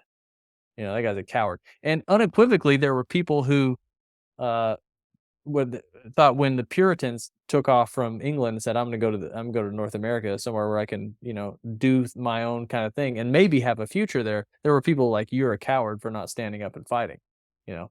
And the only way to change a system is to stand and fight it and change from within. There's a certain point where you realize you're fighting a losing battle and the system is cancer and is going to kill itself. Right, exactly. And so, if a building is falling down, you get out of the way. Like, that's if a structure is collapsing, you don't just continue. You don't do the full Samson. Even Samson died, you know, under the and he was, you know, the in the story, obviously he was the strongest man in existence, and even he died when it collapsed. So you can be the strongest man in the world. You can be the most John Dutton motherfucker in existence, and it's still going to swallow you up. And you know, sorry to take such a dark turn, but this is kind of where my mind has been existing lately. I'm beginning to wonder if there's going to be, and especially since I've gotten so much interest and support and messages on social media since I've been working on this South America project, it makes me think that maybe there's a there's going to be a ranching migration in the next that that that last great feral population, culture in the United States, the ranchers. It might, you know, maybe they're gonna say, "I'm gonna sell and I'm gonna go somewhere else." You know, I have a thought. I can't wait. So, about 25 years ago, my dad and a group of friends went down to Argentina for a visit. And I remember he came back after, and I talked to him after he came back, and he's like, "Oh, it's beautiful. I'd love to go down there and ranch. Be amazing." And one of his friends almost pulled the trigger on moving to Argentina to ranch. And then what happened in like 2008, 2009? Yeah, all the white ranchers got shot and their stuff taken away. I It'd be really hard for me to want to go anywhere in the world and try to ranch without a robust property rights system like we have here in America. And I'm going to say that, and I'm also going to say something that's probably going to make me a little unpopular. I think the private property rights system in America is also what's driving a lot of the bad things that we see. You know, you can't tell me how to ranch. You can't tell me how to farm. You can't tell me what to do on my property. And I feel that. And I also see some people that maybe should listen to some advice. But private property rights is one of those really, really sticky things because I mean that's what our whole society is based on in this country is private property rights. It's the foundation of it. And if you start taking that away or want to alter that, you know, things that have been owned by the same family or same people since the founding of the country, or in some cases, ranches that go back to a Spanish land grant that predate the United States by 50 or 100 years. Go tell that guy he's got to change how he ranches. Go tell him he can't do it how he wants to. And you start seeing a bunch of people upset. You mentioned earlier, we've got a lot of angry young men in this country, but they don't know what they're angry about. When they all figure out when when there emerges a central issue to where those angry young men can kind of start to rally around, that's when things get dangerous. Now, I know I've said it several times that, the system is really messed up. Like, and I think anybody that listens to you, me, or listens to this podcast will agree that, there are a lot of things in our society that are supremely messed up. The system's too big, it's too entrenched, and I don't think it changes without a lot of pain. And by pain, I mean complete transformation. Like, there's so many angry people that are upset they can't afford property. They can't afford to live. I mean, you got 30, 35-year-olds living with their family, living with their parents because they can't afford to go out and buy a house with a $500,000 a year job. Like, that's the reality for people in some parts of the country. The problem is, if we want to change the system, we've got to change the whole system. And that means all the property records get burnt and the property records get reset. And that kind of makes you think about your role when things start getting really weird in society, and which side you're going to be on, and how you're going to come down on that. And What are the two sides? the people that want to keep the system as it is currently, and the people that want something new. I mean, that's what it is. And that's like the 30,000-foot version. And I think that if it really came down to it, and you lined up 100 people that are fighting for the same thing and ask them why they're fighting, they'd all have a different answer. You ask them what they're fighting for at the end, and they'll have a different answer. The thing that unites them is the common enemy and the common hatred of the current system. So I guess what I'm saying is, like, if we're serious about really wanting to change the system, let's be honest about what that means. Like, that means not all of us are going to make it through. That means the property records have a large chance of getting reset. Constitution has a chance of being rewritten. As big and terrible as the federal government is, like, government's not going to get smaller. Like, they're not going to vote to reduce their budget. They're not going to vote to reduce the size of some departments. They're not going to vote to reduce their influence on people. Like, that doesn't happen. They're not going to vote to reduce taxes. Like, the reality is there's no such thing as a temporary government program. They all become permanent, right? But, the only thing that's gonna really kick off any transition is privation. Privation is the only thing that will ever really, in injustice and a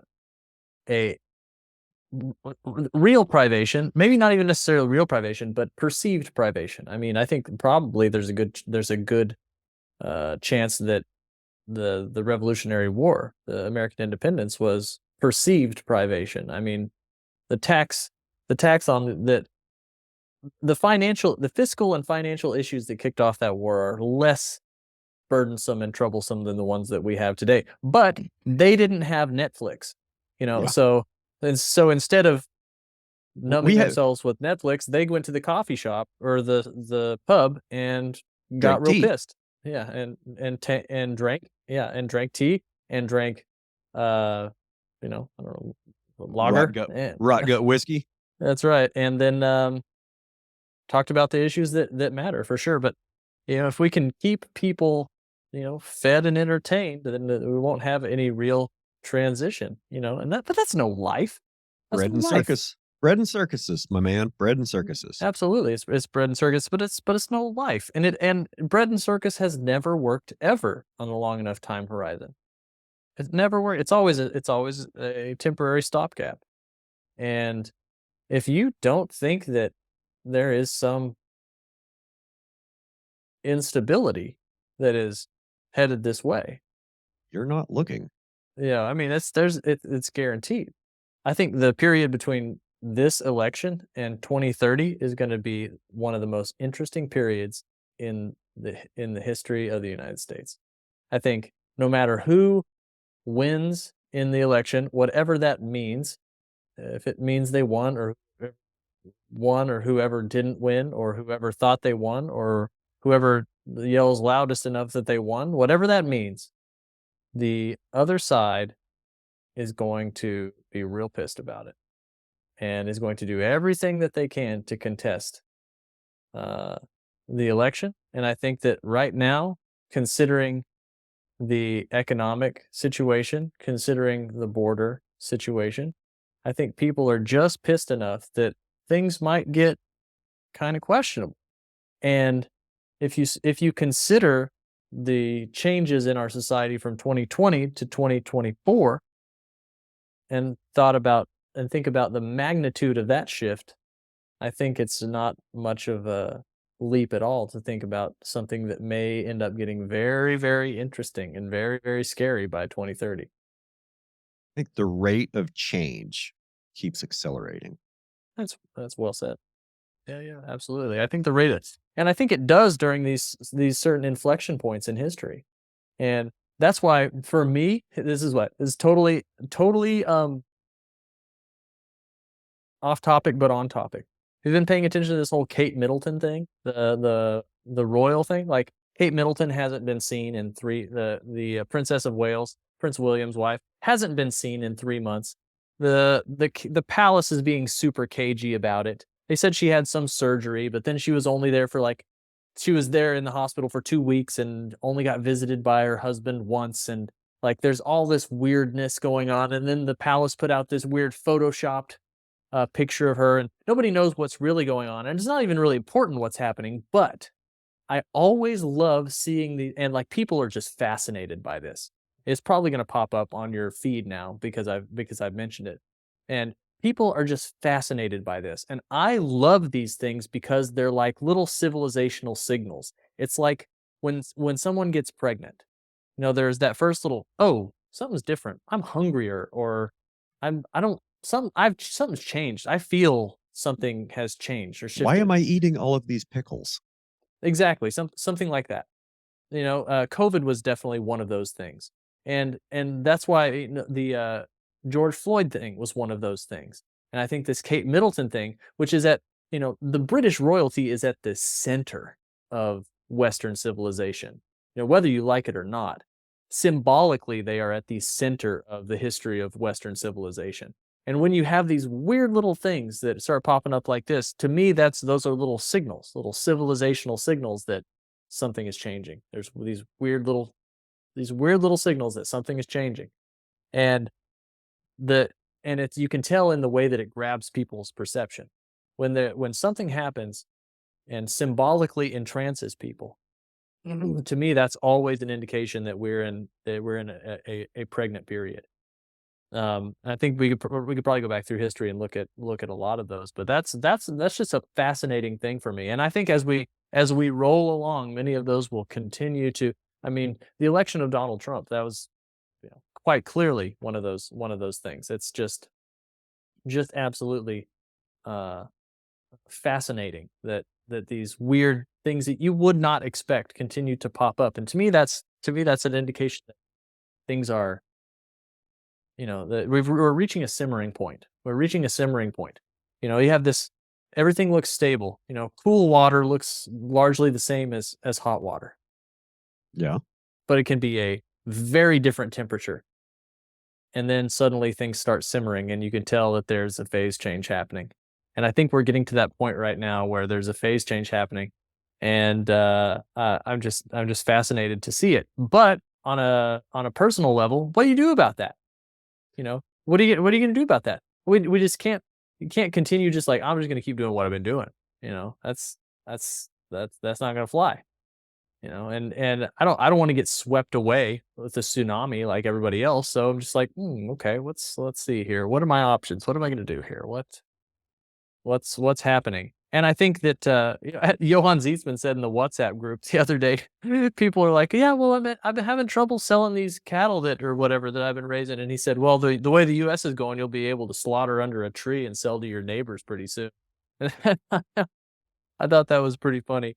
But Well, I mean, you can do that now. There's just some navigational challenges that need to be met before you do that, but it can be done.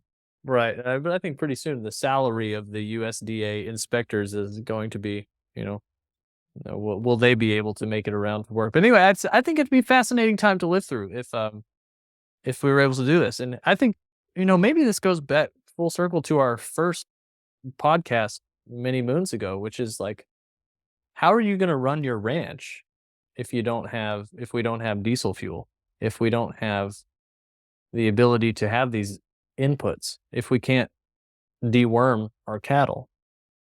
How are we gonna run this ranch? And how are we gonna make things go? How are we gonna get replacement parts for our windmills? How are we gonna, how are we gonna who if this what percentage of things are we taking for granted, what percentage? And I how just can had a really scary thought. oh, cool, I can't wait. So most pharmaceuticals came out of China or Southeast Asia.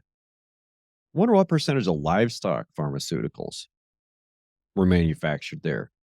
And I wonder if they were everything that was said on a label, or we injected saline into our cows for a while because of not getting the right stuff from China or getting it contaminated with something else. You know, I don't know. I don't know what made me think of that. Just having things like your pharmaceutical industry in another country is national security. I mean, food security is national security. Okay, we got to make sure we can feed ourselves and feed our people. Great. Well, what if the medicines that we're using for the last 15, 20 years have been coming from a country that's not necessarily our best friend and necessarily doesn't have our best, our health in our country isn't in their best interest. That's an interesting moral question, isn't it? Well, something that might be tangentially related is, what are the various ways that a country could destabilize you while being your friend, while acting like your friend? It's just like a like a toxic relationship, like a gaslighting toxic relationship, and I think one of those ways is going back to social media is I think TikTok is a has it been a beautiful destabilizing mechanism run from China. And here's my take on TikTok, which is not the complete take, but just one little angle. Having having had 4 years of relative success on both TikTok and Instagram, and seeing how those two platforms act differently, I cannot help but notice that on TikTok, I get probably 5 to 10 times as many negative comments. And the comments are more personal and more barbed and more nasty. It's like something about that algorithm has somehow allowed the deepest parts of people's shadow to come out and be expressed. And, you know, I've been insulted more today on TikTok than most people are face to face in a year, you know. And so I'm just fascinated to and Instagram is it's rare that I'll get some nasty, maybe it's a more curated algorithm where they keep people who don't like my stuff away. Maybe that's something like it. Um, but for whatever reason, there seems to be a lot more venom on TikTok. And if I were China, I would be like, yeah, let's get these people all worked up and pissed off. Let's show them stuff that makes them mad. Let's make things divisive. Let's turn them against each other. Let's, let's let's use this to just let's blow out the let's just with 1,000 little hammers, let's just go and tink tink tink on the columns that are holding up the edifice of this civilization, just slowly. And I think that's the strategy. I'm not necessarily I don't think that that's necessarily the motivation for getting rid of TikTok or forcing a sale of TikTok that they're going through. But if TikTok disappeared tomorrow, you know, TikTok's not going to go away. There's too much money. There's too much potential for money. What the government will do is they'll force the Chinese parent to sell it to a US corporation that's listed on a stock exchange, and then all those legislators going to buy that stock and make money on it. that will be something to see. Well, maybe we should if we can figure out who that's going to be, we can buy some stock in them. But the Well, just watch what Nancy Pelosi's doing and buy whatever she buys, and we'll be fine. yeah, her husband, apparently is quite the stock trader. Um, so yeah, I mean, it'll be interesting to see if that once that happens, if suddenly TikTok becomes less divisive. If suddenly because I mean, because Oh, it'll get what's going. worse. It'll get worse. It'll get like, what was the other ones that they tried to do? Parlor and Rumble and Threads. Like, it'll become over corporatized and watered down because they're terrified of what their investors will think. Like, it'll become a crap platform, I think. And Interesting. we'll just have to wait for something better to come along, the next social media platform to come along, which will probably be like augmented reality presence of AI or some shit. I don't know. Now, does it terrify you to think that maybe, we had our time, like, we had our time in the sun for social media, and now it's time to just go back to moving fences? Well, yes and no. I mean, I started Red Hills Rancher in like 2014. I mean, and I've been on Twitter and Instagram, Facebook the whole time, and some other ones here and there. It comes and goes. Like it, I really feel like it comes and goes. Facebook, Instagram, they're pretty steady. They're not growing a whole lot. Um, I think you and I mean, we got big on TikTok because we were there early. Mhm. We were there early, and I think that the um, format intimidated a lot of people that would just post like a one sentence thought on Facebook. They're like, I'm not going to do this. I'm not going to do this dance, or I don't have anything to show. So they would just consume content. So I think the producer to consumer ratio is different on TikTok. I think there's a lot more consumers of content than there are producers of content. So Interesting. I think it then probably helped that we were standing outside talking to the camera when everybody else was locked inside too. That probably helped. I I think that helped. And there was a period there in 2020 and kind of into 2021 where the world was stopped, right? And a lot of people's lives got disrupted for months at a time. I mean, not just job changing, but school changing for the kids, after school activities changing, leisure activities, hobby activities, shopping patterns. Everything changed, and people had chances to rethink their lives and look at new stuff. And because of the way things were kind of working out there in the summer of 2020, we're in the throes of COVID. Maybe a few things are starting to open up here and there, but for the most part, people are trying to figure out a new routine. And then Trump started talking about banning TikTok. I think that was like June or July 2020, and that drove a whole bunch of people to the platform. I'd Mm, kind of messed around a little bit before then, but they said, "Oh, they're going to ban it. Maybe I'll actually start posting and see what this thing is all about." And of course, they didn't ban it 4 years ago, and they've been, keep talking about trying to do it. Whatever. It's shell games, power games. They're just trying to take attention off everything else. But I think, we did kind of hit it at a time. And I kind of felt like about a year ago, things on TikTok were getting really saturated. And there was the signal to noise ratio, I guess, got really bad. And I kind of mm. quit posting. Same, yeah, same here. I mean, I continue to post on TikTok just because it's easy to post the same video that, I put up on Instagram to there, and the one it feeds to fit. My favorite platform that I post onto actually is Facebook because I don't have a Facebook. It just goes right through, right. It just goes right from. It just loads from Instagram onto Facebook, and my wife was like, "Yeah, we have like 28,000 followers on Facebook, and people write you all the time, and leave messages all the time." And I was like, well, I had no idea. I'm blissfully unaware of that, which is so nice because I'm just uh probably missing out on some opportunities there. But at the same time, I'm just trying to balance enjoyment and ambition, man. That's a tough thing. It's a tough thing. Like, I'm an inherently ambitious person, but I also trying to enjoy things because on both hands, like, I know that we're all gonna die real soon. And I don't mean like apocalyptic war. I just mean on the time scale. We're all gonna be on our deathbed soon going, wow, that was fast. Yeah. Um, and you know, I simultaneously want to really enjoy things, but I simultaneously want to do amazing, cool things with that short amount of time that I've given. So it's like some days I'm like, I need to do more on social media, and some days I'm like, man, I wish I could just get rid of social media altogether. And it's just difficult to it's difficult to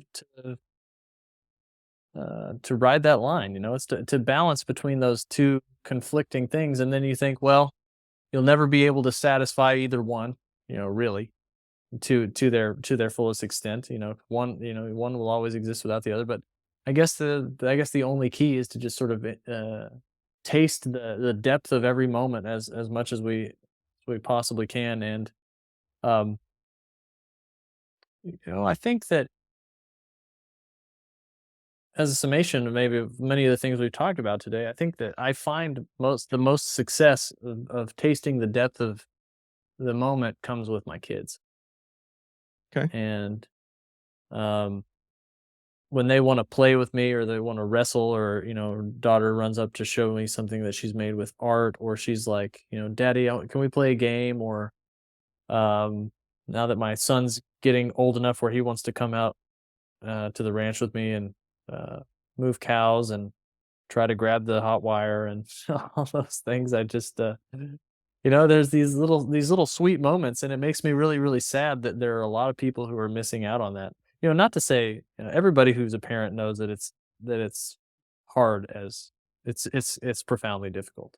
Being a parent is profoundly difficult, and you're gonna fuck it up, and you're going to mess up your kids, and you're going to try really hard not to, and then you're gonna deal with your own demons while you're trying to not give them demons, and then you're going to compare your experience as a parent to your parents' experience as a parent, and you're going to allow your parenting experience to suddenly shed new light on the relationship that you had with your parents when you were a kid, and then that's going to change things. And um, but what it all comes down to is just those little sweet moments, and trying to find that balance between creating an ambitious life that you can benefit from, and they can benefit from over the medium to long term time horizon, and also enjoying them, and enjoying the moments over the short term time horizon. So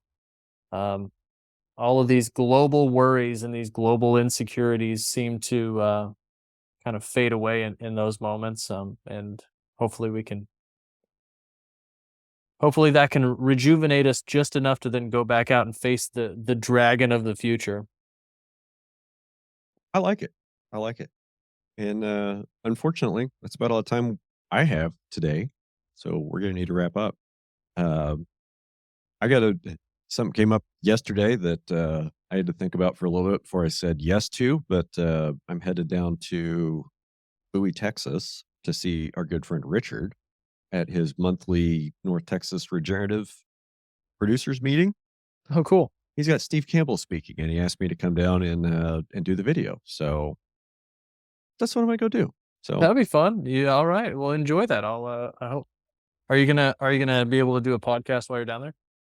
probably not, but I'm sure I'll be able to talk to Steve and get him back on my schedule to do another show, because I really enjoy talking to Steve, and I get to video the whole thing, and I get to keep copies. So like I'll have his whole 8-hour presentation in digital format that I'll I don't know what I'll do with it. Some of it may end up on YouTube, may put some of it here on the podcast as bonus content, but I'll do something with it. Amazing. Well, drive safely and say hello to Richard for me. Will do. Thank you, my brother, and have a great day. Y'all enjoy the rest of your week. See ya.